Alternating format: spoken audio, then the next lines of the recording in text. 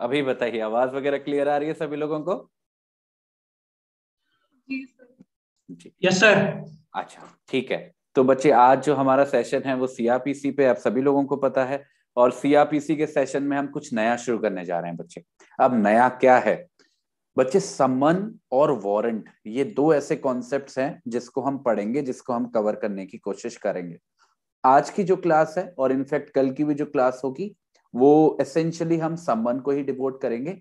काफी अच्छा कॉन्सेप्ट है, समझने वाला कॉन्सेप्ट है, इंपॉर्टेंट कॉन्सेप्ट है, क्योंकि कई बार एमसीक्यूज इससे बनते हैं। और हाँ, आपको पता है कि सब्जेक्टिव क्वेश्चंस तो किसी पे भी आ सकते हैं, तो उसका कोई लिमिट है नहीं। ठीक है। तो समवन का हम पहले समझेंगे। आज का जो एजेंडा है, अगर मैं उसको डिस्कस करूं, तो पहले तो हम समझेंगे कि समवन होता क्या है। ये एक ऐसी चीज है जो आउट ऑफ द सीआरपीसी है। समवन होता क्या है प्रैक्टिकलिटीज में, क्या पर्पस है इसका, वो सारी चीजें समझेंगे। उसके साथ ही साथ हम क्या कवर करने की कोशिश करेंगे आज की क्लास में? हम कवर करने की कोशिश करेंगे बच्चे, एक सेकंड दीजिए मुझे। हम कवर करेंगे बच्चे आज हमारा जो सेक्शन 61 है, वहां से शुरुआत करते हुए सेक्शन 62, सेक्शन 63, सेक्शन 64 और सेक्शन 65। ये जो 5 सेक्शंस हैं, इनको कवर करने की कोशिश करेंगे। बहुत ज्यादा लेंदी नहीं है और बहुत ज्यादा कॉम्प्लिकेटेड भी नहीं है, एक दूसरे से जुड़े हुए हैं। तो धीरे धीरे जो कहानी है वो संबंध की, वो खुलती रहेगी, तो आपको मजा आएगा, आपको इंटरेस्टिंग लगेगा ये टॉपिक। देखो बच्चे, क्या है, एक परेशानी है जो मुझे फील होती है। और मैं, क्योंकि अब आप लोग मुझसे जुड़े हुए हो, मैं नाम पहचानने लगा हूं, और मैं समझ गया हूं कि जो बच्चे अभी यूट्यूब पे हैं और जो बच्चे जूम पे हैं, वो मतलब एक दो दिन वाले बच्चे नहीं है, दे आर दी पीपल जो सीरियसली ले रहे हैं चीजों को। तो एक बात मैं आपको बहुत सीरियसली बताना चाह रहा हूं, वो ये है बच्चे, अभी तक हो सकता है कि आपके दिमाग में कुछ सेट पैटर्न्स बने रहे हों सीआरपीसी के बारे में, कि अरेस्ट पढ़ना है, अरेस्ट जो हमने पढ़ लिया, फिर उसके बाद इनिशिएशन ऑफ क्रिमिनल प्रोसीडिंग पढ़ना है, मतलब एफआईआर वगैरह पे जाना है, फिर वो मजिस्ट्रेट वाले प्रोविजंस पढ़ने, एक नब्बे। तो एक सेट पैटर्न होता है बच्चों का, जिस पैटर्न के हिसाब से वो पढ़ते हैं। इनफैक्ट कुछ किताबें भी ऐसी हैं जो स्पॉट पैटर्न को फॉलो करती हैं कि ये पढ़ो ये इंपॉर्टेंट है, फिर वो वाला पढ़ो वो इंपॉर्टेंट है। और मैं उसको डिनाई नहीं कर रहा, दैट इज ट्रू, कि ये अरेस्ट का टॉपिक हो गया, या इनिशिएशन ऑफ क्रिमिनल प्रोसीडिंग्स का हो गया, ये रिपोर्ट का हो गया, मजिस्ट्रेट की पावर्स का हो गया, ये सारे इंपॉर्टेंट टॉपिक है। पर बच्चे, मेरा एक बात मानना है, और इस बात में मैं बड़ा ऑनेस्ट रहता हूं, कि बच्चे हम जो पढ़ रहे हैं ना, वो बच्चे सीआरपीसी पढ़ रहे हैं। हम वो किताब पढ़ रहे हैं जो यूनिवर्सल्स की आती है, जो वो स्टैट्यूट है, हम उसको पढ़ रहे हैं। ठीक है। और उसको पढ़ते पढ़ते हम कानून को समझने की कोशिश कर रहे हैं जिस तरीके से वो लिखा गया है। मेरे दिमाग में कहीं से भी ये वाली बात नहीं है कि मैं बच्चों को केवल इंपॉर्टेंट इंपॉर्टेंट टॉपिक करा दूं जल्दी से जल्दी, पहले से पहले, जिससे काम खत्म हो जाए। वो मेरा फंडा नहीं। और मेरे को सच बताऊं, मैं ऑनेस्टली, मेरे को वैसे पढ़ाना आता भी नहीं है। मेरे को नहीं पता कि एक टॉपिक से दूसरे टॉपिक पे सीधा कैसे जंप करा जाता है। ठीक है। तो ये जो इन बिटवीन टॉपिक आते हैं ना, जैसे सम्मन का हो गया, वारंट का हो गया, आगे भी काफी आएंगे, ये बच्चे टॉपिक जब तक आप समझोगे नहीं ना, तब तक आपको वो जो पूरा प्रोसेस है, वो जो पूरा प्रोसीजर है, जो सही प्रोसीजर है प्रैक्टिकली, कल को आप जब जज भी बन जाओगे, ज्यादा जरूरत इन चीजों की भी पड़ेगी। ठीक है। तो जब तक वो पूरी कहानी नहीं होगी ना, तब तक मजा नहीं आएगा। आप बोलते हैं ना, एक पूरी मूवी देखी आपने थिएटर में जाके, और वो पूरी मूवी का आपने यूट्यूब पे जल्दी जल्दी से देख लिया 30 मिनट्स में, 35 मिनट्स में, दोनों में फर्क है ना। अगर आपको पूरी मूवी देखनी है, तो आप बिल्कुल सही जगह पे हो। और जो आज के टॉपिक्स हैं, मेरे लिए सब टॉपिक्स बराबर रहते हैं, क्योंकि क्वेश्चन कहीं से भी आ सकता है, और अंडरस्टैंडिंग ही, मुझे लगता है कि अगर एक भी सेक्शन आपके स्टैट्यूट में ऐसा है जो आपने नहीं पढ़ा है या क्लियर नहीं है, आपकी तैयारी पूरी नहीं है। सीधी सी बात है, ऑनेस्टली। कोई उसका हमें हमें किसी से पूछने की जरूरत नहीं है, कोई टेस्ट सीरीज लगाने की जरूरत नहीं है, हमको हमारा जवाब खुद मिल जाएगा, अगर उस किताब को हम देख रहे हैं तो। ठीक है। तो सम्मन का टॉपिक जो है बच्चे, ये बड़ा ही प्रैक्टिकल टॉपिक है। Practical topic in the sense, ये एक ऐसी चीज है जिससे किसी को भी सामना करना पड़ सकता है। ना केवल इसमें जजेस का लेना देना है, पुलिस वालों का लेना देना है, बल्कि आप जैसे, मेरे जैसे आम लोगों का भी इसमें सीधा तौर पे जुड़ी हुई चीजें हैं। ठीक है। अब आपसे कोई पूछ ही ले कि यार हमको ये सम्मन आया है, क्या होता है सम्मन, कैसे होता है, हमें पता होना चाहिए ना, ये तो हमारी ड्यूटी है, liability as a law student की ये बेसिक कॉन्सेप्ट हमको क्लियर हो। तो आज की जो क्लास है संबंध पे करेंगे, कल की भी क्लास प्राइमरीली संबंध पे ही करेंगे, हो सकेगा तो वारंट पे मूव करेंगे, ठीक है। और इसी के साथ आखिरी में कुछ क्वेश्चन आंसर्स को देखने की कोशिश करेंगे। अगर बच्चे सभी लोग तैयार हैं तो एक बार यस बोल दो, वाई टाइप कर दो, शुरू करते हैं बच्चे। Yes sir. Yes sir. All good है बच्चे, बढ़िया चल रहा है, कोई प्रॉब्लम नहीं आ रही है? No problem. चलो ठीक है, नो प्रॉब्लम। चलो अब बच्चे ये जो हमारा जो पहला सेक्शन है उस पे जंप करने से पहले, मतलब सेक्शन 61 पे जाने से पहले, क्योंकि यहाँ पे एक चीज है कि जो हमारा सीआरपीसी है वो सम्मान के बारे में सारी बातें करता है, पर ये नहीं बताता सही तरीके से कि सम्मान जो है, ये जो शब्द है सम्मान, इसका मतलब क्या है। सब बताता है कि, सब लोग म्यूट करेंगे, सब बताता है कि कैसे सर्व किया जाता है, क्या प्रोसीजर है, कौन कर सकता है, कब कब क्या हो सकता है, सबके बारे में प्रावधान है, हर एक प्रोसीजर बताया। बस यही नहीं बताया कि सम्मान इन इटसेल्फ क्या है। इसकी वजह से क्या करना पड़ता है हमको, हमारी जेनेरिक अंडरस्टैंडिंग पर रिलाय करना पड़ता है।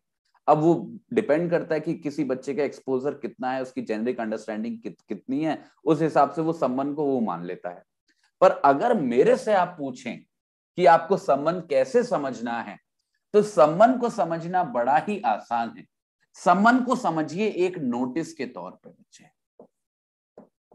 एक नोटिस के तौर पे समझ लीजिए, एक इंफॉर्मेशन के तौर पे समझ लीजिए, एक बुलावे के तौर पे समझ लीजिए, जिस तरीके से आपको समझना है, तीनों में कोई प्रॉब्लम नहीं। पर इंपॉर्टेंट यह है कि आप इस नोटिस का, इस बुलावे का पर्पस समझ पाओ, रीजन समझ पाओ। ये जो संबंध है इसका जो बच्चे पर्पस होता है, दो पर्पस होता है।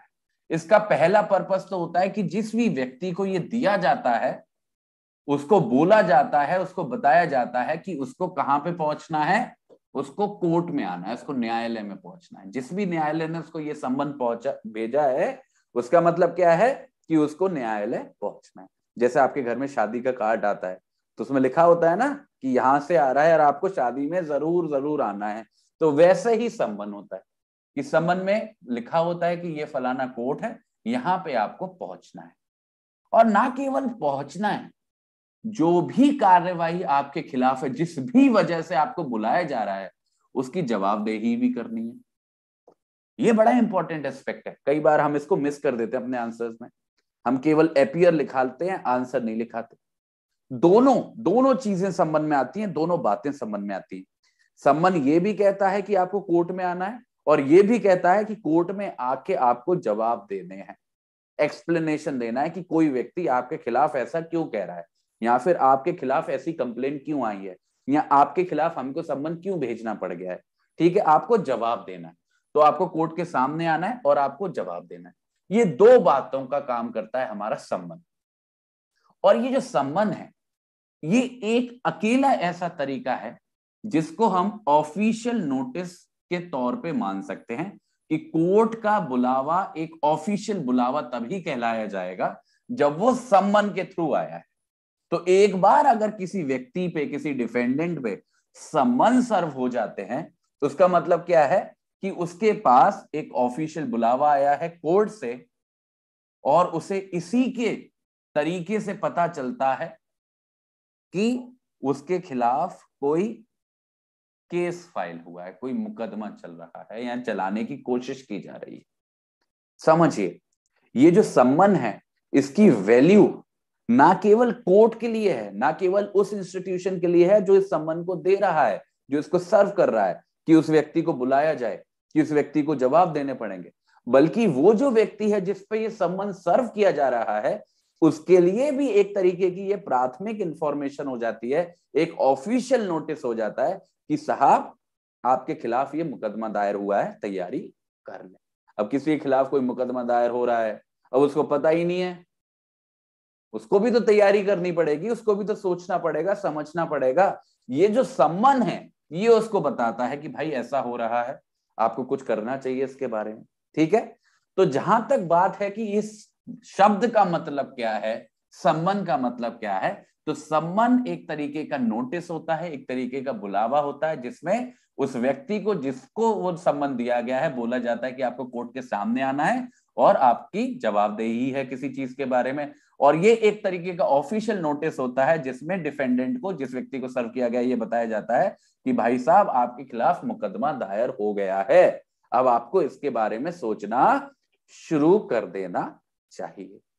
क्या इतनी बात हम सभी लोग समझ पा रहे हैं बच्चे? यस बोलेंगे, वाई टाइप यस करेंगे। सर। Yes sir. सभी लोग चलो, अब ये हो गया कि सम्मन क्या है। अब एक और शब्द है जो हमारे दिमाग में बहुत कूद रहा है, वो है शब्द वारंट।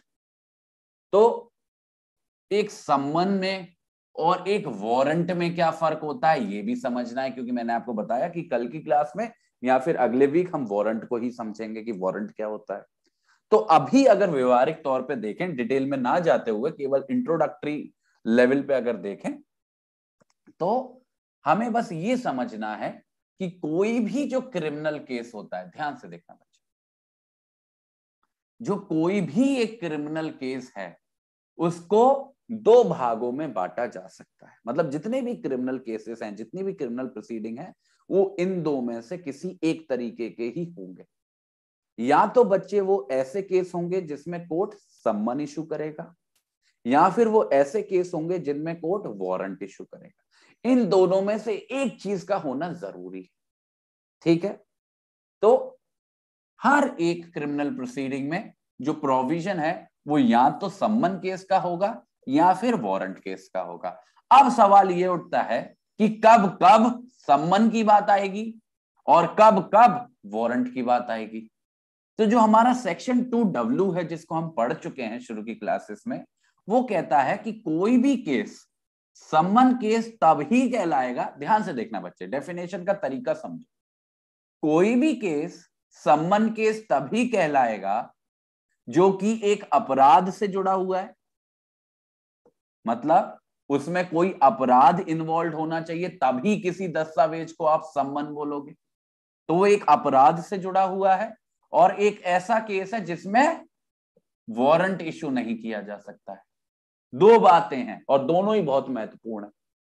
हर एक केस, क्रिमिनल केस, वो सम्मन केस कहलाया जा सकता है, मतलब ऐसा केस बन सकता है जिसमें हमारा कोर्ट, जिसमें हमारा न्यायालय सम्मन इशू कर सके अगर उस केस में कोई अपराध की बात की गई है, या फिर उस केस में वारंट इशू करने की ताकत नहीं रखता है न्यायालय।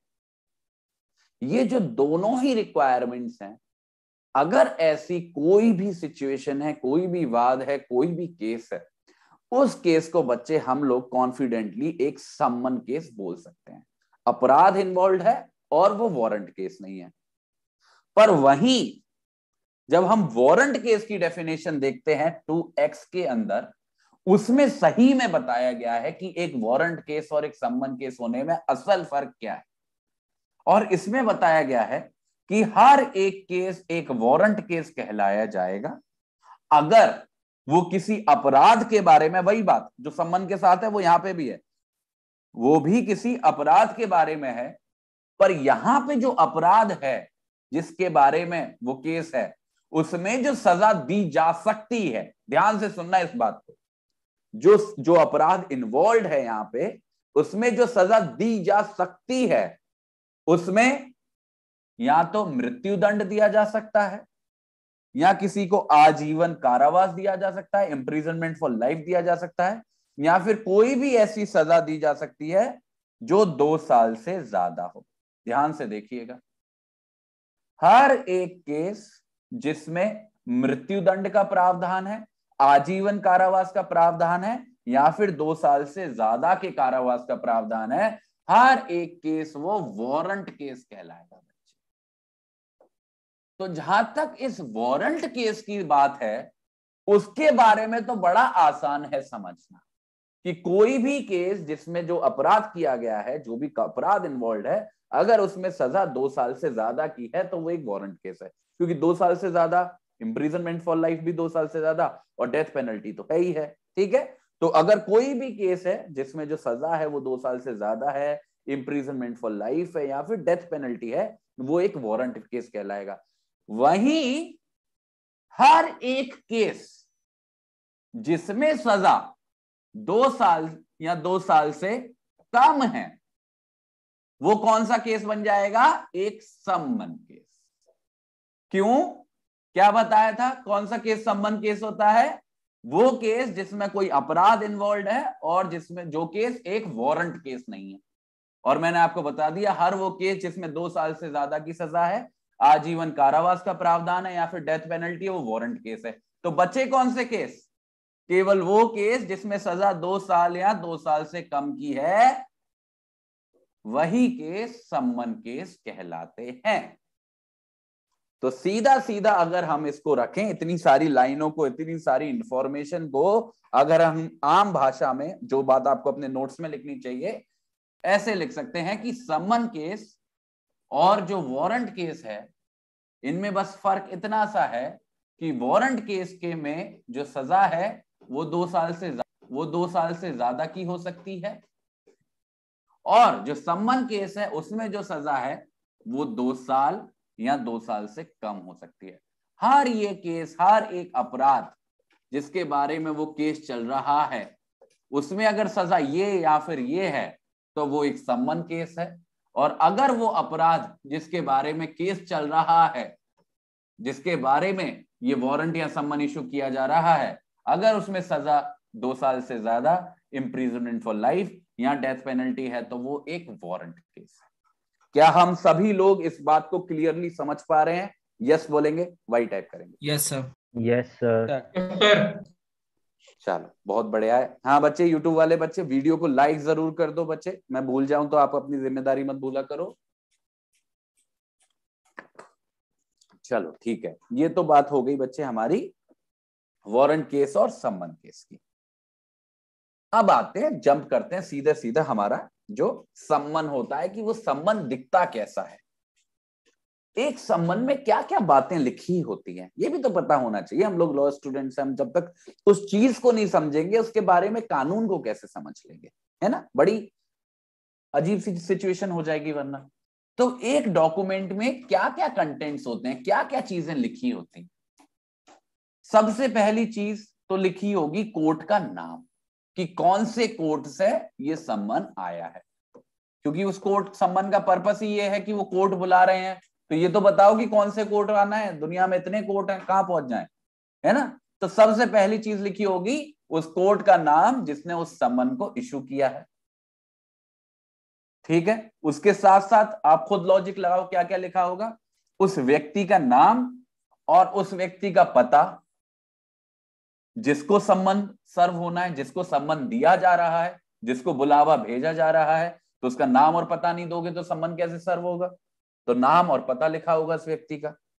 और सबसे महत्वपूर्ण, उसमें यह लिखा होगा कि किस अपराध के लिए ये सम्मन आया है, किस बात का मुकदमा उस पर चलाया गया। मैंने बताया ना कि 2 पर्पस है सम्मन के, वो आपको बुलावा भी भेज रहा है, जवाबदेही के लिए भी बुला रहा है, और आपको ये भी बता रहा है कि आप पे कोई मुकदमा दायर हुआ है। तो ये भी बताएगा कि कौन सा मुकदमा, कौन से अपराध के लिए, अरे मर्डर का है, रेप का है, थेफ्ट का है, कौन सा मुकदमा चलाया जा रहा है।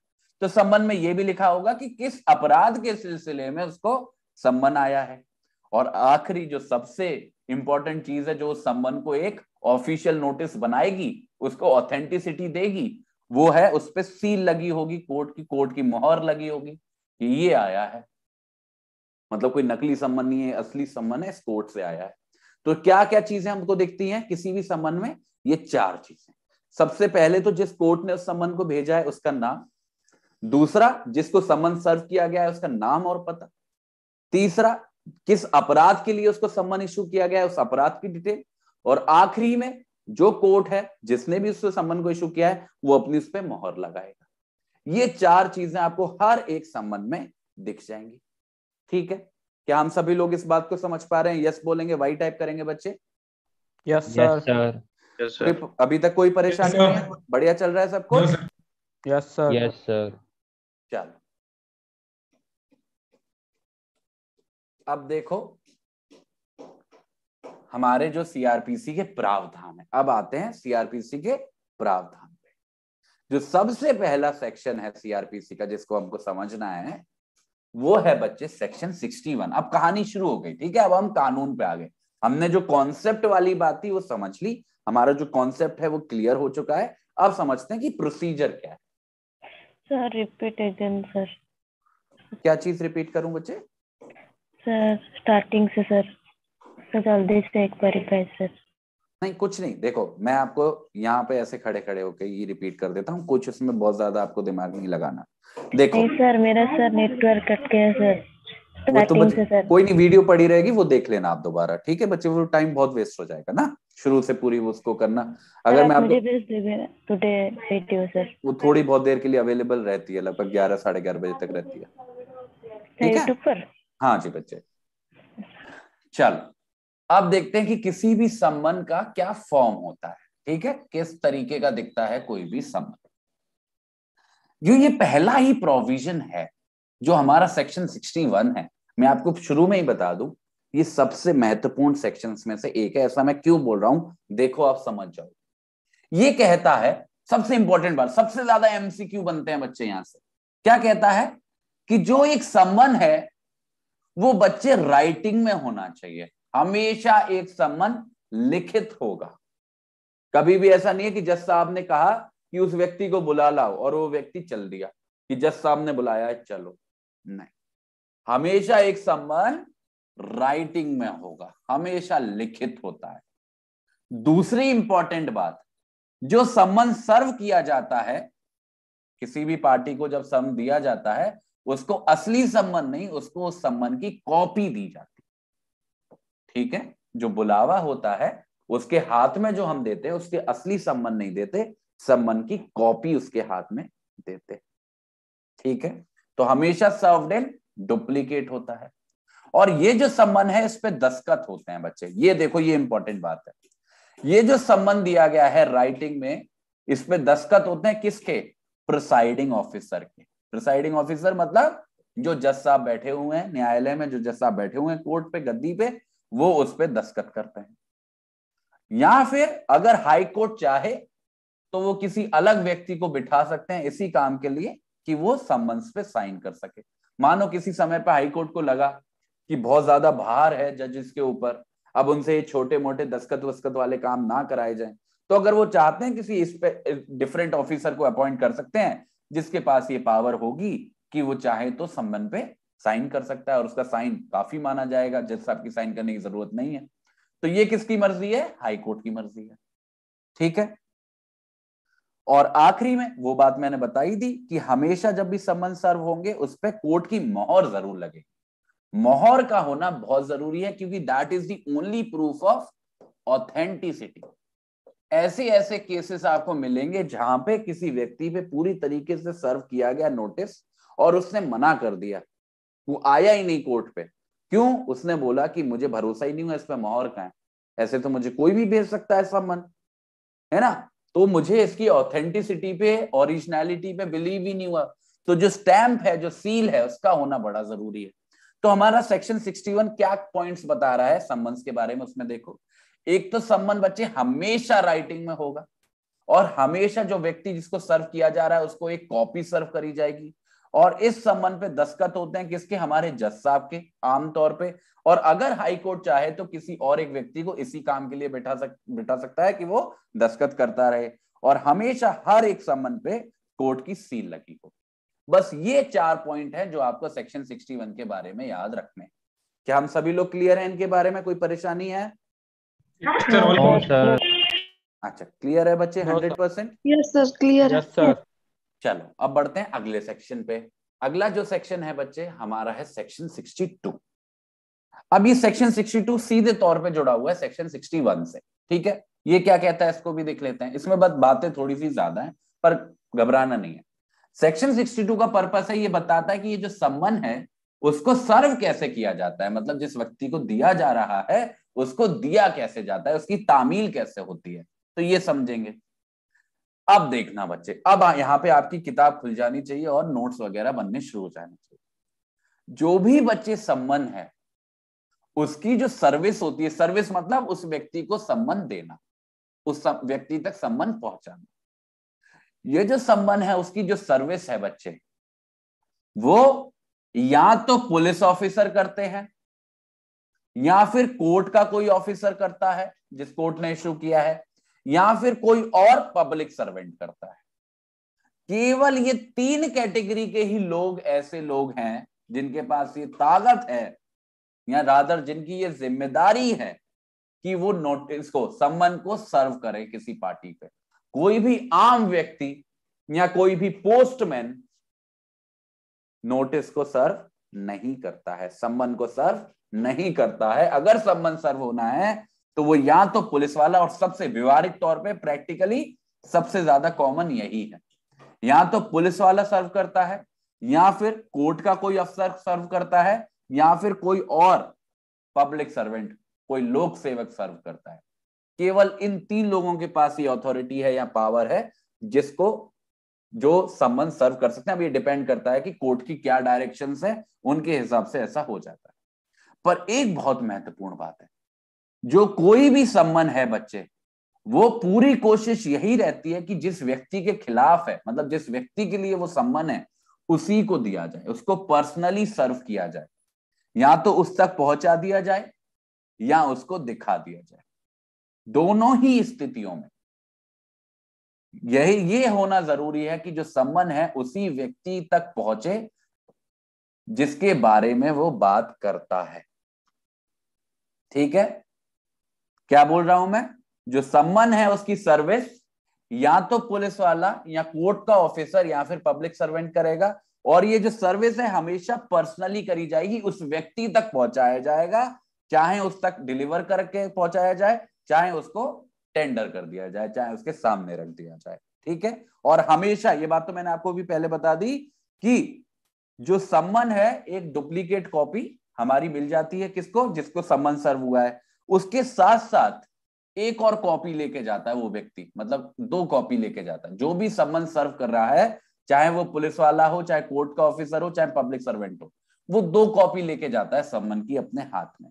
एक कॉपी तो उसको दे देता है जिसको सम्मन सर्व हो रहा है, मानो ये ए व्यक्ति है, इसको सम्मन सर्व हो रहा है, इसको एक कॉपी तो वहां पे दे दी, पर जो दूसरी कॉपी वो लेके गया है उसके पीछे उस ए व्यक्ति से दस्तखत करवाता है कि भाई यहाँ पे दस्तखत कर दो, जिससे पता चल जाता है कि इसमें जो भी लिखा हुआ है वो आपने पढ़ लिया है, और उसमें ये भी लिखवाता है कि रिसीव्ड कॉपी ऑफ सम्मन, कि आप तक ये सम्मन पहुंच गया है।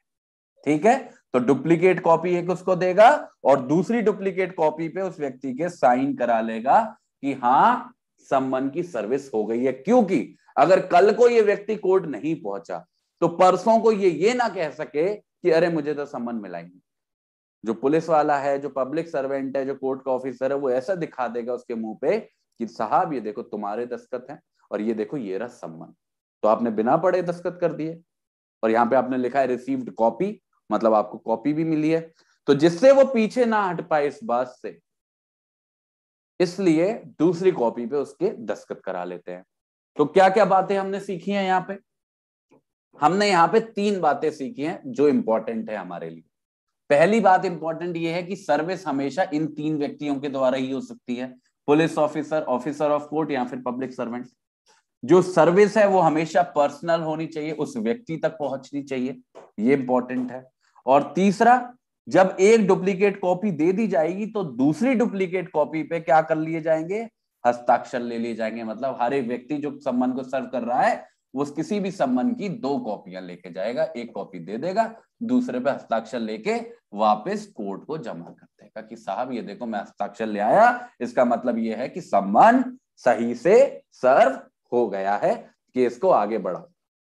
क्या हम सभी लोग क्लियर हैं बच्चे? यस बोलेंगे सभी लोग? Yes sir. सर टेंडरिंग का मतलब क्या होता है सर? बारी बारी से बच्चे, क्या क्या क्या क्वेश्चन है? सर सम्मन सर बाय पोस्ट हो सकते हैं सर? नहीं, पोस्ट कैसे होगा? ये 3 लोग पोस्टमैन है क्या? No sir. यही 3 लोग पर्सनली लेके जाएंगे तभी सम्मन सर्व होगा। जी सर टेंडरिंग मतलब दिखाना होगा ना? क्या बच्चे? टेंडरिंग मतलब सर पता नहीं, अनक्लैरिटी आ रही, दोबारा बोलो एक बार, तेज बोलो। सर टेंडरिंग का मतलब क्या होगा? अच्छा, टेंडरिंग का मतलब क्या होगा? yes, बच्चे ये देखो 2 शब्द लिखे हुए हैं, और ये 2 शब्द में इसलिए ही यहीं पे डाले हैं क्योंकि मैंने एक MCQ देखा, उसमें यही पूछ लिया कि पर्सनली तो होगा पर उसके क्या क्या माध्यम है। बच्चे डिलीवरिंग का मतलब अगर मैं आम भाषा में बताऊं तो एक तरीके का है कि किसी व्यक्ति तक आपने सम्मन को पहुंचा दिया। अब पहुंचाने का मतलब क्या है, किस सेंस में है।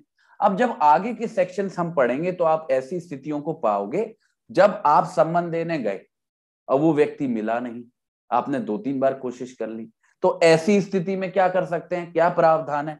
तो ऐसे सेंस में जब हम पूरे कंटेक्स्ट को पढ़ के समझने की कोशिश करते हैं तो डिलीवरिंग का मतलब होता है कि किसी व्यक्ति तक सम्मन को पहुंचा देना, डिलीवर कर देना। ठीक है, जैसे अमेज़न डिलीवरी होती है ना, वैसे डिलीवर कर देना। टेंडर का मतलब होता है कि किसी व्यक्ति के सामने किसी चीज को रख देना, नोटिस को किसी व्यक्ति के सामने रख देना। अब मानो ये जो व्यक्ति है जिस पर सर्व होना था सम्मन, अब उसमें है तो उसके घर का पता। अब ये पुलिस वाले घर पे गए, उसको वो घर पे मिल गया और उसको सम्मन दे दिया, तो ये क्या हो गया कि उन्होंने सम्मन की पर्सनली डिलीवर कर दी। अब मानो वो गए थे, घर मिला नहीं, अब वो उनको रोड पे कहीं पे मिल गया, तो क्या किया, उसको सम्मन टेंडर कर दिया कि ये लो भाई, ये रहा सम्मन, ये तुम्हारे खिलाफ आया है, पकड़ो इसको और फटाफट से साइन करो। तो थोड़ा सा ही फर्क है, व्यवहारिक तौर में बहुत ज्यादा फर्क नहीं है। बस आपको ये 2 शब्द याद रखने हैं कि अगर बाई चांस अगर एमसीक्यू पूछ लें तो सर्विस पर्सनली तो होनी चाहिए, पर वो डिलीवरिंग या टेंडरिंग दोनों तौर पे हो सकती है। बस प्रैक्टिकली कोई फर्क नहीं पड़ता, उस व्यक्ति तक सम्मन पहुंच जाना चाहिए। ऐसा नहीं है कि चाचा को दे आए कि ताया को दे आए कि आप दे देना, पर्सनली सर्व होगा। ठीक है, यस सर। परफेक्ट है, चल। Okay yes sir. और किसी का कोई क्वेश्चन है बच्चे, बिल्कुल पूछो, कोई परेशानी नहीं। सर डिलीवरिंग का मतलब है जैसे कि अगर व्यक्ति घर पे उपस्थित है तो पुलिस अधिकारी उसको डिलीवर कर देगा सामान और दूसरे डुप्लीकेट पे साइन करा लेगा। हाँ, और टेंडरिंग का मतलब यानी कि अगर व्यक्ति घर पे उपस्थित नहीं है और अगर अदर किसी जगह पे मिलता है तो उसको वो दिखा देगा, तो उसको डिलीवर नहीं मानेंगे। देखो बच्चे क्या है, ये तरीके हैं समझने के। अब जैसे मैंने आपको एक कहानी बताई, तो इस कहानी से कुछ हो ना हो आपको ये 2 शब्द याद रह जाएंगे। कभी भी सवाल ये नहीं आएगा कि बच्चे मुझे डिलीवरी का मतलब बताओ या टेंडर का मतलब बताओ, पर ये सवाल जरूर आएगा कि अगर पर्सनली सर्व होता है तो उसके क्या क्या माध्यम है। आपको उसमें याद रखना है कि 2 माध्यम है, चाहे डिलीवरी हो सकती है अगर आप इंग्लिश में अटेम्प्ट कर रहे हो, चाहे डिलीवरी हो सकती है, चाहे टेंडरिंग हो सकती है। और अगर आप हिंदी में अगर एग्जाम को अटेम्प्ट कर रहे हो तो आपको ये 2 शब्द याद रखने हैं, परिधान और निवेदन। ठीक है, अगर आपको ये 2 शब्द दिख रहे हैं तो बस उन पे फटाफट से आपको मार्क कर देना है। ठीक है, बस इंपॉर्टेंट बात, अगर कॉन्सेप्ट की पूछ रहे हो मेरे से तो बस उसके लिए एक बात याद रखनी है, कोई भी सम्मन हो उसके लिए सबसे महत्वपूर्ण बात ये होती है, अभी आगे परिस्थितियां पढ़ेंगे जब ये भी लागू नहीं होगी, पर जब तक 62 की बात हो रही है तब तक ये है कि कोई भी सम्मन किसी व्यक्ति के खिलाफ, जिस भी व्यक्ति के खिलाफ है, वो उस व्यक्ति को ही देना है। ऐसा नहीं अमेज़न वाला आता है, वो तो नहीं मांगता ना उसी व्यक्ति का नाम, जो व्यक्ति है अगर पेमेंट हो चुकी है तो वो तो घर पे छोड़ जाता है जो भी एड्रेस है। ऐसा सम्मन के साथ नहीं होगा, आपको उसी व्यक्ति को पर्सनली देना है, क्योंकि दस्तखत करवाने हैं ना। लॉजिक लगाओ थोड़ा सा, ठीक है। Yes sir. चलो अब देखो बच्चे, अगला सेक्शन है हमारा 63। और सेक्शन 63 में एक यूनिक बात है, ये आम लोगों की बात नहीं कर रहा, आप जैसे मेरे जैसे जीते जाते जागते लोगों की बात नहीं कर रहा, ये बात करता है कंपनीज की या फिर सोसाइटीज की। मतलब ये ऐसी ऑर्गेनाइजेशंस की बात करता है जिनके खिलाफ सम्मन इशू हुआ है। यहाँ पे कोई व्यक्ति विशेष नहीं है, किसी आदमी के खिलाफ नहीं हुआ है, किसी कंपनी के खिलाफ हुआ है या फिर किसी सोसाइटी के खिलाफ हुआ है। ऐसी स्थिति में कैसे सर्व किया जाएगा कोई भी सम्मन, यहाँ पे देखिए, जो हमने रिक्वायरमेंट पढ़ी पिछले सेक्शन में कि वो पुलिस वाला करेगा, कोर्ट का ऑफिसर करेगा या पब्लिक सर्वेंट करेगा, वो सारी लागू होती हैं यहाँ पे। बस यहाँ पे एक बदलाव है, जब व्यक्तिगत सम्मन होता था, किसी व्यक्ति के बारे में होता था तो उस व्यक्ति को ही देते थे, पर जब वो कंपनी के बारे में होता है या सोसाइटी के बारे में होता है तो किस किस को सर्विस हो सकती है, मतलब किस किस को वो सम्मन दिया जा सकता है। सेक्रेटरी को, जो भी कंपनी का सेक्रेटरी होगा, सचिव होगा, उसको दे सकते हैं। जो भी उस कंपनी का लोकल मैनेजर होगा, स्थानीय प्रबंधक होगा, मतलब वहीं का मैनेजर होगा जिस कंपनी के खिलाफ दिया गया है, उसको दे सकते हैं। जो भी कंपनी का प्रिंसिपल ऑफिसर होगा, जो प्रधान अधिकारी होगा, जो लीड करता होगा, उसको दे सकते हैं। तो हमको बस ये याद रखना है कि जब भी कोई सम्मन, बाकी सारी रिक्वायरमेंट्स वही रहेंगी, पर जब भी कोई सम्मन किसी कंपनी या किसी सोसाइटी को दिया जाता है तो उनके केस में उस कंपनी या सोसाइटी के सेक्रेटरी को, लोकल मैनेजर को या प्रिंसिपल ऑफिसर को सम्मन सर्व किया जा सकता है। और इन तीनों में से किसी को भी सम्मन सर्व हो जाए, ये मान लिया जाएगा कि वो कंपनी को सर्व हो रहा है। अब कंपनी अपने आप में तो कोई व्यक्ति नहीं है ना कि उसको ढूंढ के सर्व करेंगे, उसके किसी ऑफिसर को ही देना पड़ेगा। तो इन तीन में से किसी को भी सम्मन दे दिया, उसका मतलब है कि कंपनी को सम्मन जो है सर्व हो गया है। अब मुझे लगता है इतनी बात समझ में आ गई होगी। बस एक बात और सुन लो, अगर किसी भी वजह से, किसी भी स्थिति की वजह से ये चीज नहीं हो पा रही है, सेक्रेटरी को नोटिस सर्व नहीं हो पा रहा, लोकल मैनेजर को नहीं हो पा रहा, प्रिंसिपल ऑफिसर को नहीं हो पा रहा, तो एक और ऑप्शन है। जैसे एक बच्ची ने पूछा था ना कि सर क्या पोस्ट से सम्मन सर्व हो सकता है, यहाँ पे देखो वो बात आ गई। अगर जिसको आप नोटिस सर्व कर रहे हो वो एक कंपनी है या कोई सोसाइटी है, वैसी स्थिति में अगर उस सम्मन को आप पोस्ट कर दो, पर ये जो पोस्ट है जिसके तहत आप कर रहे हो वो एक रजिस्टर्ड पोस्ट होनी चाहिए, मतलब एक ऐसी पोस्ट होनी चाहिए जो भरोसेमंद हो, जैसे हमारी इंडिया पोस्ट है, तो एक रजिस्टर्ड पोस्ट होनी चाहिए। और वो किसको पोस्ट करोगे, किस व्यक्ति को पोस्ट करोगे, उस ऑफिसर को, उस चीफ ऑफिसर को जो भारत में है, जो भी उस कंपनी का मुखिया होगा, सबसे मुख्य अधिकारी होगा, उस व्यक्ति के पते पे हम पोस्ट करेंगे उस सम्मन को। और ये जो पोस्ट है इसको मान लिया जाएगा कि ये एक सफिशिएंट एविडेंस है कि उस व्यक्ति को या फिर उस कंपनी को, उस सोसाइटी को वो जो हमारा सम्मन है वो सर्व हो चुका है। तो बस कंपनी की जब बात आए, सोसाइटी की जब बात आए, आपको दो चीजों का ध्यान रखना है, बहुत महत्वपूर्ण। जो सर्विस है सम्मन की कंपनी के रिगार्डिंग, वो अगर जो सर्विस है वो किसी सेक्रेटरी को कर दी गई है, उस कंपनी के लोकल मैनेजर को कर दी गई है या फिर प्रिंसिपल ऑफिसर को कर दी गई है, अगर तीन लोगों में से किसी को भी सम्मन दे दिया है, मान लेंगे कि उस कंपनी को जो सम्मन है वो सर्व हो गया है, ठीक है, काम खत्म। पर अगर किसी भी वजह से ऐसा नहीं हो पा रहा है, तो अगर आप पुलिस वाला, ऑफिसर ऑफ द कोर्ट और जो पब्लिक सर्वेंट है जिनकी जिम्मेदारी है सम्मन सर्व करना, अगर वो उस सम्मन को पोस्ट कर देते हैं, किसी भी रजिस्टर्ड पोस्ट से पोस्ट कर देते हैं, किसके एड्रेस पे, एक चीफ ऑफिसर के एड पे, उस कंपनी का या उस सोसाइटी का जो भी चीफ ऑफिसर है, जो भी सबसे मुखिया आदमी है, उसके पते पे अगर उसको वो पोस्ट कर देते हैं, तो उस पोस्ट को एक सफिशिएंट सर्विस मान लिया जाएगा उस कंपनी को, उस सोसाइटी को। अब पूछे बच्चे, समझ में आ रहा है सभी लोगों को? यस बोलेंगे, वाई टाइप करेंगे। या क्लियर सर। हाँ सर सबसे इजी है सर। हाँ ठीक है। अब ये सारी जानकारियां कहां से मिलेंगी कि कौन सेक्रेटरी है, कौन लोकल मैनेजर है, अब इतना तो आपको पता लगाना पड़ेगा, बिल्कुल आपको बना बनाया थोड़ी ना मिलेगा, ये सारी आपको डिटेल्स निकालनी पड़ेंगी। ये सारी डिटेल्स बच्चे कंपनी के रजिस्ट्रार के पास मिल जाती हैं आसानी से, ठीक है। चलो ये हो गया बच्चे कि किसी भी कंपनी को, किसी भी सोसाइटी को नोटिस कैसे सर्व होगा। अब आते हैं सबसे मेरा फेवरेट सेक्शन जो है ना सम्मन में, वो ये वाला है। क्योंकि बच्चे अगर कोर्ट से 100 सम्मन निकले हैं, मैं आपको प्रैक्टिकल बता रहा हूं, अगर कोर्ट से 100 सम्मन निकले हैं ना, तो 80 इस सेक्शन 64 के अंदर आते हैं। 80 क्या है, कौन सी स्थिति के बारे में बता रहा है सेक्शन 64? सेक्शन 64 ऐसी स्थिति में बता रहा है कि कोई व्यक्ति जिसके खिलाफ नोटिस सर्व किया गया है, भाई वो मिल ही नहीं रहा है। और यही होता है बच्चे कि लोग बदमाशी देके गुल हो जाते हैं, तो कैसे सर्व करेंगे सम्मन को? तो ऐसी जब स्थिति हो जाए कि जिस व्यक्ति को सर्व होना है वो मिल ही नहीं रहा हो, तो कैसे सर्व करोगे भाई सम्मन? अब कोई मिल ही नहीं रहा तो कैसे सर्व करोगे?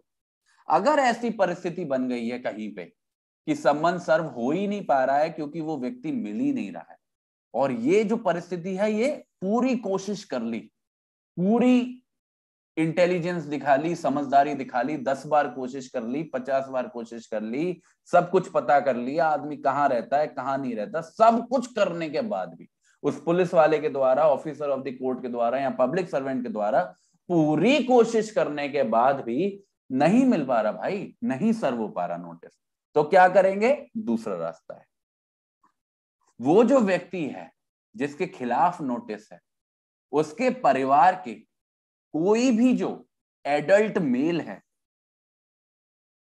जो उस व्यक्ति के आमतौर पर साथ रहता है, एडल्ट मेल मतलब कोई भी ऐसा व्यक्ति जो पुरुष है और उस व्यक्ति से बड़ा है, उसको वो सम्मन सर्व कर सकते हैं।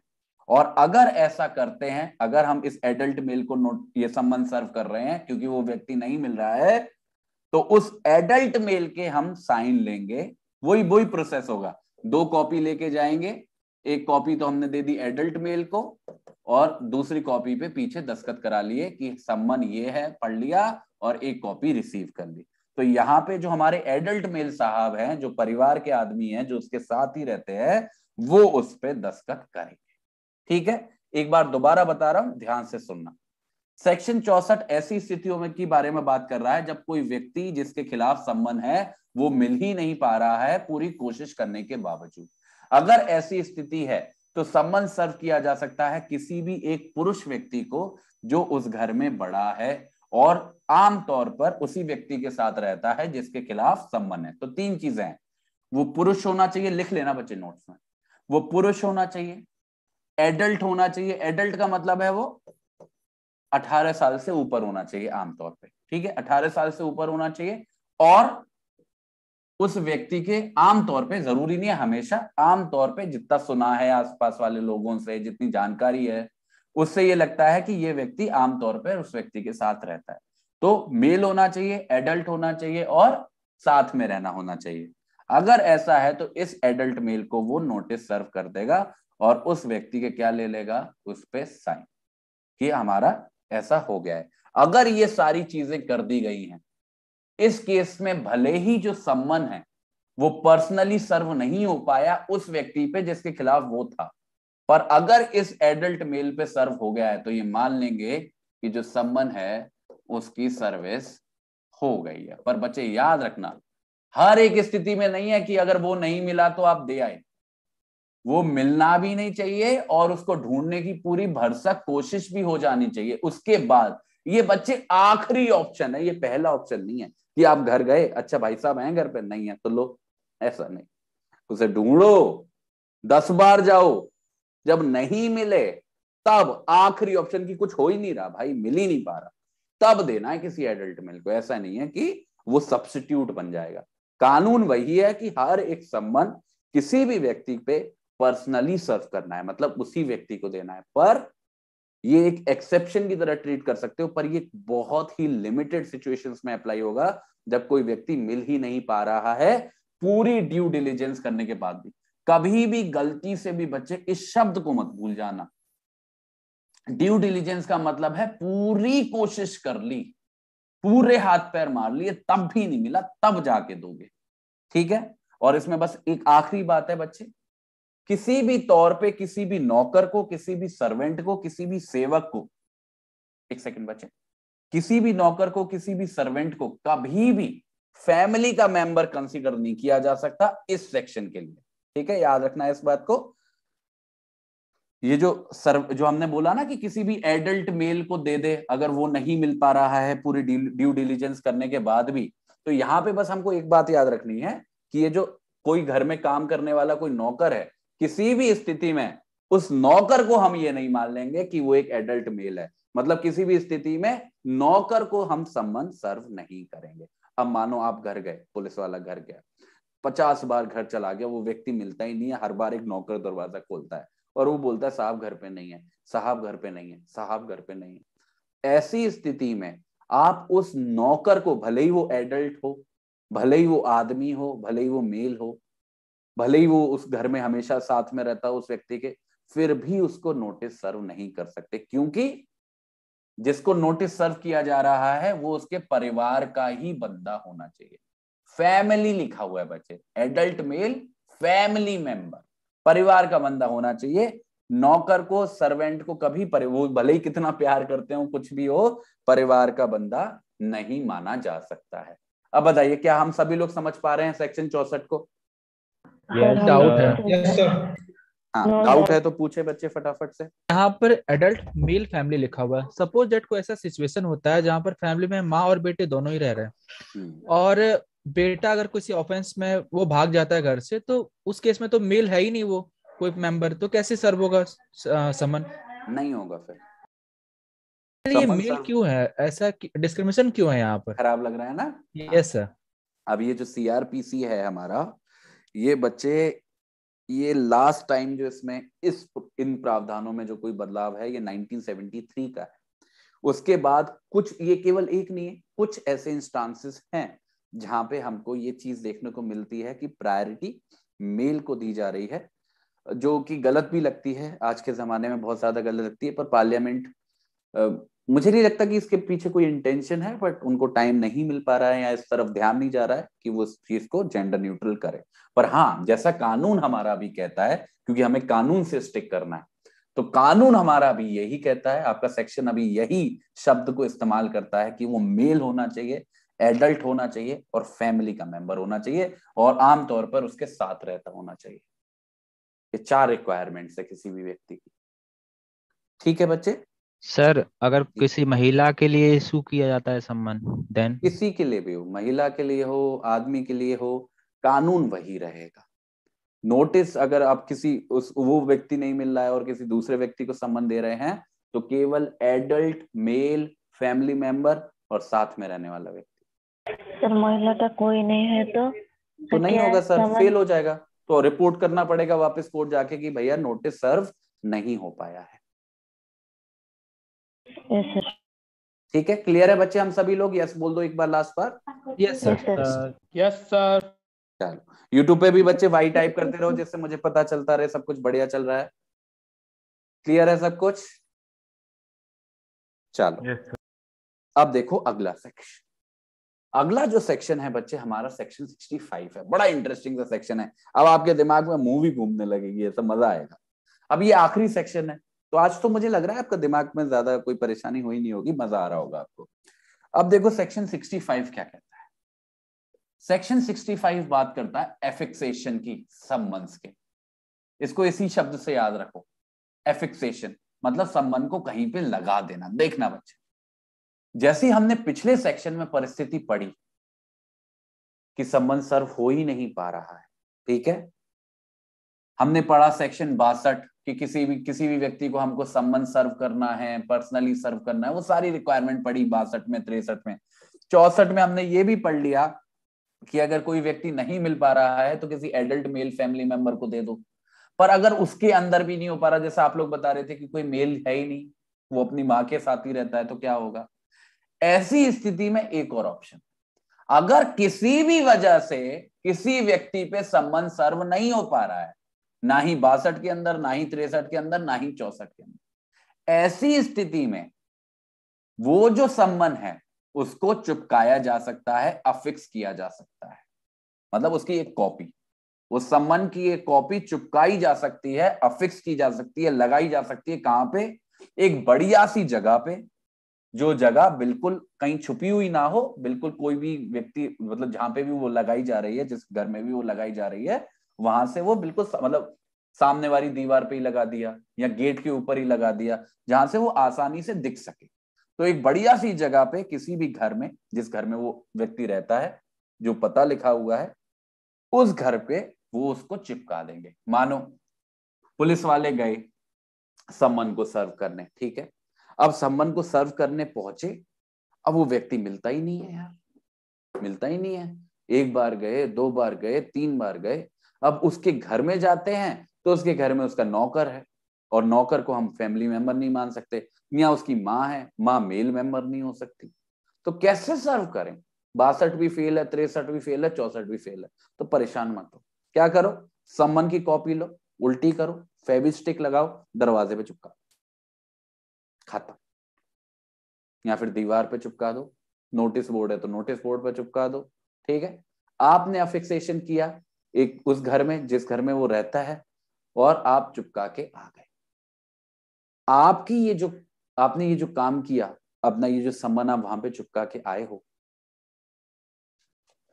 ये जो आपने जो चीज की है, इसको कोर्ट चाहे तो, जिसने नोटिस सर्व किया था, अगर वो चाहे तो उसको ये मान सकता है कि उस आधार पे वो जो सम्मन है वो सर्व हो गया है।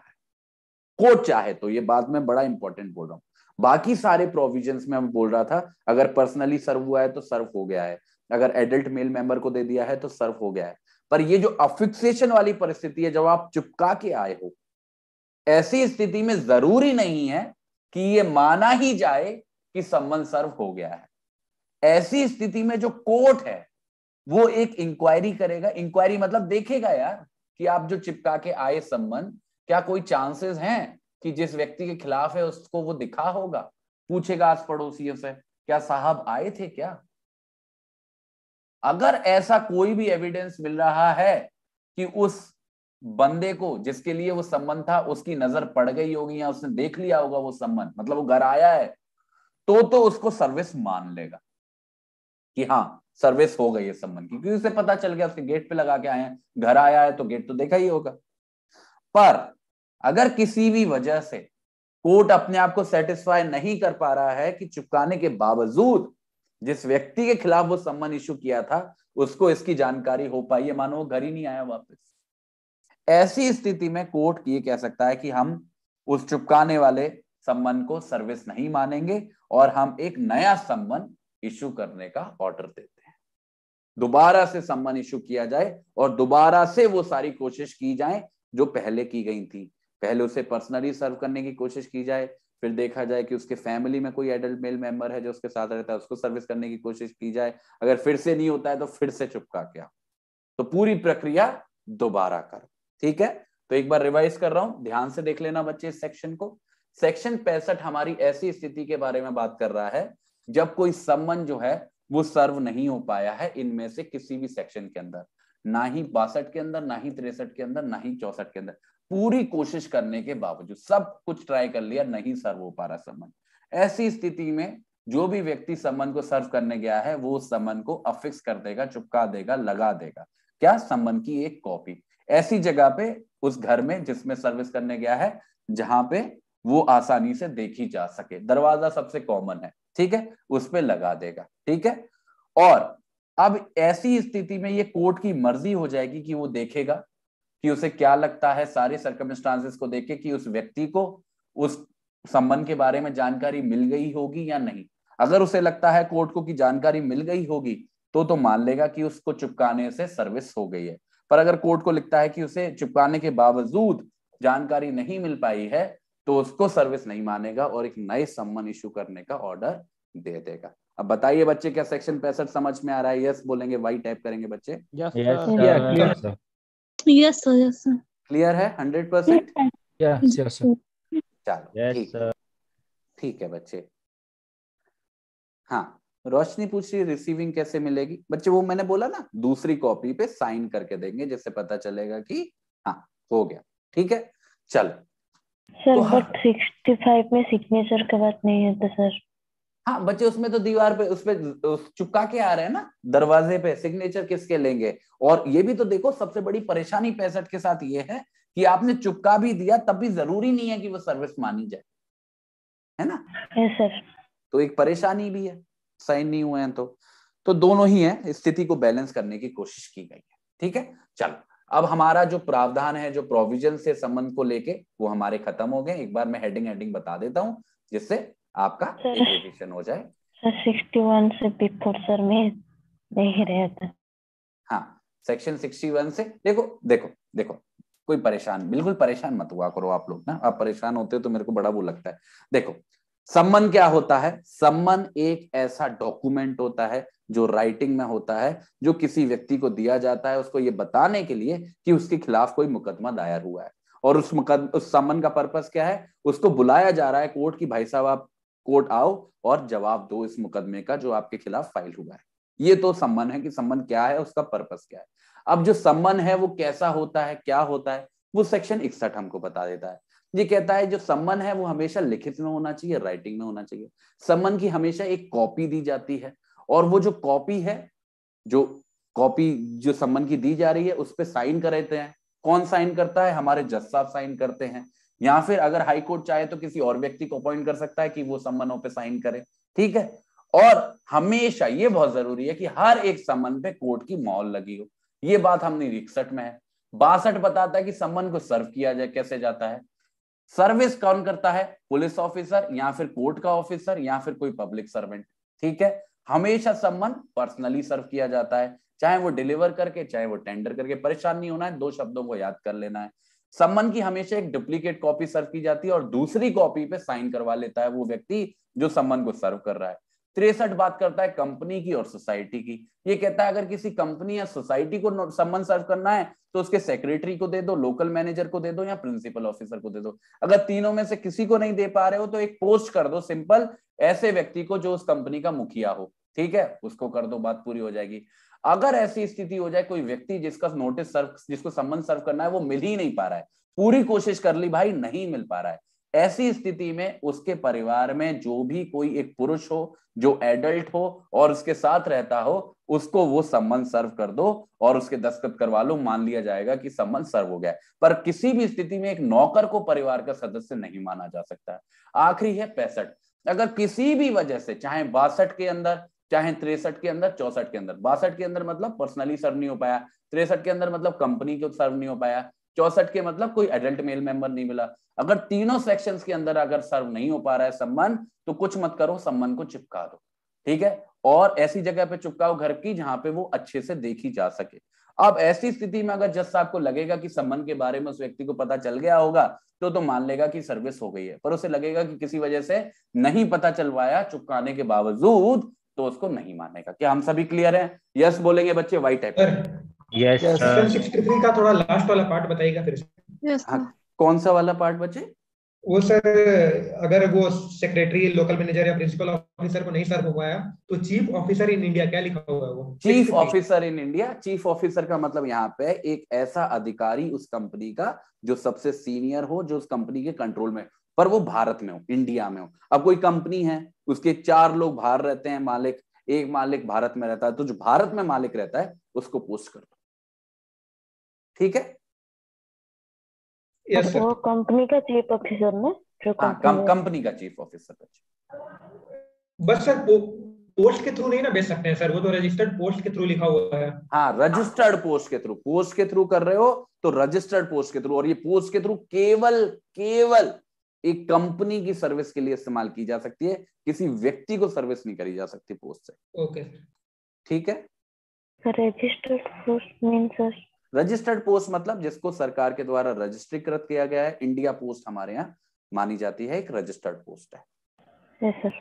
ठीक है, चलो अब देखो कुछ सवाल देख लेते हैं। इसमें केस तो कुछ ज्यादा नहीं है, संबंध में एक कॉन्सेप्ट ही है, केस तो कुछ बहुत ज्यादा बनते नहीं है। अब कुछ क्वेश्चंस हैं इन्हीं चीजों के बारे में जिनको हम सीख के आए अभी, ठीक है, रिवाइज भी कर लिया इनफैक्ट। कोशिश करना गलत ना हो, अगर हो भी जाए तो कोई बात नहीं है, पर अपने दिमाग में मार्क कर लेना कि ये वाले पॉइंट पे मैं गलत हो रहा हूं, उसमें मुझे थोड़ी सी मेहनत करनी है, ठीक है। चलो फटाफट से देखते हैं क्वेश्चंस को। बच्चे पहला क्वेश्चन है और पूरा क्वेश्चन को खत्म करने देना, एक्साइटेड मत होना बच्चे। बच्चे एक सम्मन जो है, जो कोर्ट के द्वारा इशू किया गया है, क्या वो राइटिंग में होना जरूरी है? क्या उसकी डुप्लीकेट कॉपी दी जाती है? क्या उस पे दस्तखत जज साहब के होते हैं, या फिर एक ऐसे व्यक्ति के हो सकते हैं जो हाई कोर्ट ने अपॉइंट किया है, या फिर ये सारी ही तीनों ही स्टेटमेंट ठीक है? बताओ बच्चे। 1 2 3। Sir option 4 all sir number 4। Yes sir. सभी लोग, किसी को कुछ और तो नहीं लग रहा है बच्चे? No sir, option 4। यूट्यूब वाले बच्चे बताओ फटाफट। यूट्यूब वाले बच्चे फटाफट। बिल्कुल सही है, बिल्कुल सही है, सभी के सही आंसर आ रहे हैं। अभिषेक, शरद, नीरज, आदित्य, ऑल गुड बच्चे, बहुत बढ़िया। किसी एक भी आंसर गलत नहीं है, बहुत अच्छा है। चलो देखो अगला क्वेश्चन देखते हैं। सम्मन सर्व कैसे करे जाते हैं, ठीक है, इस पे सवाल है। एक पुलिस ऑफिसर के द्वारा, या फिर कोर्ट के ऑफिसर के द्वारा, या एक ऐसे पब्लिक सर्वेंट के द्वारा जिसको अथॉरिटी है, जिसको ऑथराइज किया गया है, या फिर इन तीनों में से कोई भी सर्व कर सकता है? Fourth, either of those. Yes sir, option 4। कोई भी सर्व कर सकता है। कोई भी सर्व कर सकता है। Yes sir. पक्का? Yes sir, number yes sir. 4। अच्छा, श्रेय, मयूर, ज्योत्सना बच्चे? Yes sir 4। चलो बिल्कुल, यूट्यूब वाले भी बच्चे बिल्कुल सही है। अभिषेक बिल्कुल, प्रीति बढ़िया, बहुत अच्छा बहुत अच्छा, चलो बिल्कुल सही है। अब देखो अगला सवाल देखो, और ये प्रीवियस ईयर क्वेश्चन है बच्चे, ये मत सोचा करो मैं आसान आसान ढूंढ के लाया हूं, ये प्रीवियस ईयर क्वेश्चन ही है, ठीक है। अब देखो अगला क्वेश्चन देखो, किस सेक्शन के अंदर जो हमारा सीआरपीसी में है जो सम्मन है वो सर्व किया जा सकता है अगर वो किसी एडल्ट मेल मेंबर को दे दिया जाए फैमिली के। बताओ ये बात बच्चे 62 में थी, 63 में थी, 64 में थी? सवाल बच्चे हमेशा खत्म होने देना है। चलो कोई बात नहीं, 64 होगा। 64। Yes sir. कोई बच्चा है मेरा दोस्त जिसको 65 या 63 लग रहा हो? No sir 64। फिर तो हमें बहुत डांट पड़ेगी सर। यस 64 है 64 है? जी जी। It will be absolutely terrible sir। चलो यूट्यूब पे भी बिल्कुल सही आंसर है, बिल्कुल सही आंसर है। बहुत अच्छा, बहुत अच्छा बच्चे, सबको समझ आ रहा है। चलो बहुत बढ़िया, बहुत बढ़िया। अब देखते हैं अगला, अगला क्वेश्चन देखो। अब देखना, शब्द को समझना बच्चे, ये भी एक पूरा प्रीवियस ईयर का क्वेश्चन है। शब्द का इस्तेमाल है सब्स्टिट्यूटेड सर्विस, कहीं पे नहीं लिखी सीआरपीसी में, ठीक है? Substituted service, summons can be made. कैसे सब्स्टिट्यूटेड सर्विस कैसे हो सकती है? अगर उस सम्मन को चिपका दें घर पे, अगर उसको रजिस्टर्ड पोस्ट से भेज दें, या फिर उसको कुरियर से भेज दें, या फिर सारे तीनों तरीकों से सब्स्टिट्यूटेड पोस्ट सर्विस हो सकती है। सर ऑप्शन 1 सर, वन होगा सर। ऑप्शन 1 सर सब्स्टिट्यूट का मतलब सर? वो तो मुझे भी नहीं पता ना। क्वेश्चन है सीआरपीसी में कहीं नहीं लिखा है। सर जी नंबर 1 ही होगा, एक पहला। इसके बदले मतलब सामान के बदले सर आप जानबूझ के हमको बता रहे तो हैं। बाय रजिस्टर्ड पोस्ट होगा सर। नहीं बच्चे, प्रीवियस ईयर क्वेश्चन है ये। ऑप्शन 2। ऑप्शन 1 है सर।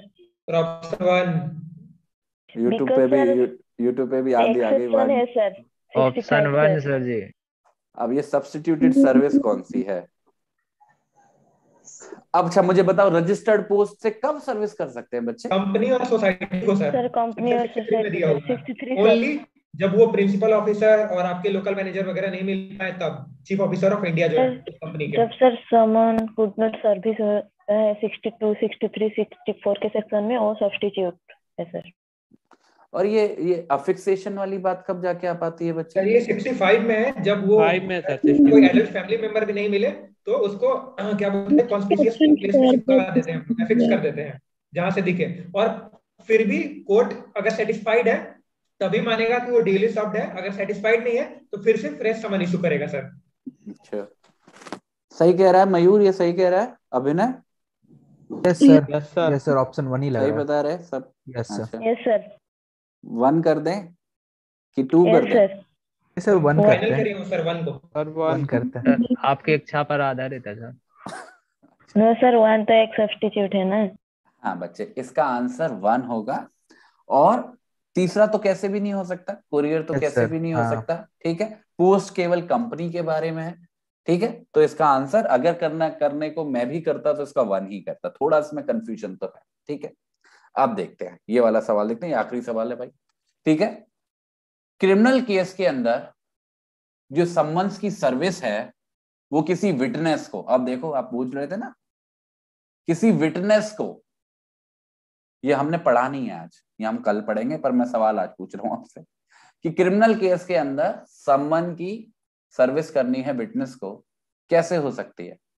पुलिस ऑफिसर के द्वारा, कोर्ट के ऑफिसर के द्वारा, या रजिस्टर्ड पोस्ट के द्वारा भी विटनेस को, ये शब्द को मत भूल जाना, आंसर मत दे देना इसको बिना देखे, ठीक है? पुलिस ऑफिसर के द्वारा, ऑफिसर ऑफ द कोर्ट के द्वारा, या रजिस्टर्ड पोस्ट के द्वारा, या इनमें से किसी भी तरीके से नहीं। सर लग रहा है सर 1, 2, 3 सर 1 लग रहा है मेरे को। विटनेस को सम्मन की सर्विस कैसे होगी? बताओ भाई मेरे इंटेलिजेंट बच्चों, विटनेस को सर्विस कैसे होगी? पुलिस के द्वारा, कोर्ट के ऑफिसर के द्वारा, रजिस्टर्ड पोस्ट के द्वारा, या फिर कोर्ट 3 सर पोस्ट के द्वारा सर। चलो एक काम करते हैं, 2 और 1 में कंफ्यूजन, बहुत कंफ्यूजन है सर। सर जी नंबर 2 या नंबर 4? 1 करिए सर, एकदम आंख बंद करके। सर सेक्शन 69 सर बोल रहे हैं सब गलत होगा विटनेस बाय पोस्ट सर। हाँ सर हेडिंग है सर। सर जी इस बार गलत हो गया शायद, लेकिन नंबर 2 है हमारा sir.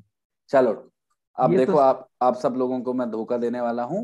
The class to be continued. कल इस सवाल का जवाब ढूंढ के लाओ, पता करो। सर ये गलत बात है सर, सस्पेंस सोचो, ढूंढो, खुद भी तो थोड़ी मेहनत करो, मैं बना बना के ला रहा हूँ। सर ढूंढो, बिल्कुल 69 सर सर, सेक्शन। बिल्कुल हम वरना ढूंढेंगे। मैं तो कल बता ही दूंगा क्या आंसर है। हाँ, ठीक है, यस सर। Okay sir. चलो थैंक यू सो मच। 9 बजे के लिए तैयार हो जाओ। आज हमारी क्लास थोड़ी सी जल्दी खत्म हो गई है, कोई बात नहीं, सर ज्यादा मुझे टाइम मिल सर जाएगा। फास्ट 15 मिनट्स देखना है सर। हाँ देख कैसे लेना मैं बच्चे, देखूं? 9 बजे वाली क्लास ले लो, और 9 बजे वाली के बाद 11-11:30 तक वो प्राइवेट होगी, तब तक आप देख लेना, कोई प्रॉब्लम नहीं है। ठीक है, यस सर। यस चलो सर। चलो, थैंक यू सो मच बच्चे, 9 बजे मिलते हैं। ठीक है, ओके, थैंक यू सर। किसी का कोई क्वेश्चन तो नहीं है आज की क्लास से, अभी की नो क्लास से? Sir. No no, all no clear yes sir. Sir, yes sir. Thank you हाँ सर। हाँ हाँ बच्चे। इसका आंसर क्या है सर? कल कल बताएंगे। चलो बाय बाय बच्चे। थैंक यू सर, यूट्यूब वाले बाय। बच्चों, वीडियो को लाइक करके ही जाना। देखो लाइक आपके कितने कम है और वॉचिंग कितनी ज्यादा है, तो लाइक करके ही जाना सभी लोग वीडियो को। और आशा करता हूँ आप सभी लोग 9 बजे वाली क्लास के लिए आ रहे हैं। बच्चे कॉन्स्टी पे क्लास है, और हम सेक्शन 1 से लेके सेक्शन 4